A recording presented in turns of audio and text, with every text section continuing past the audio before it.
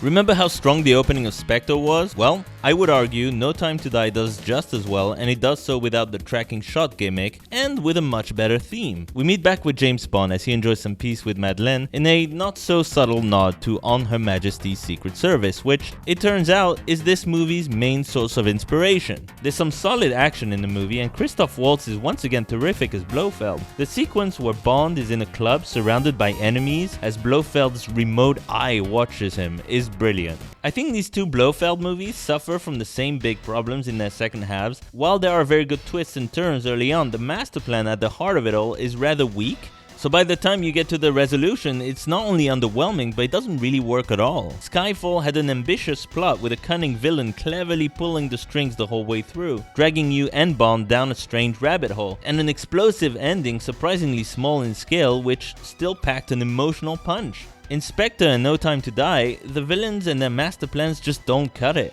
Which is a shame because with better writing, they could have been fantastic. The point of the Bond movies being this ongoing serial type of thing where this larger than life character takes on evil weirdos and the action is non-stop. We care about and like the character, but we know he won't die because part of the fun is seeing him escape ridiculously perilous situations. The resolution here falls very flat. But why is that? Because none of it feels earned. Because this daughter was sprung on us and Bond halfway through the movie. Because we've seen Bond take on much cleverer villains than this. Because we've seen Bond escape much crazier situations than this. In this movie even, Bond ends up being poisoned by Safin, and because it's basically a DNA nanobot poison, he would never be able to be with his daughter anyway. I love that they made a point to show us that Bond has this kick-ass spy boat, he's got another super spy helping him, and he still can't figure this shit out. I'm sorry, but I just don't buy it. Fine, maybe Bond can't be with his daughter ever, but he can still live a solitary life somewhere.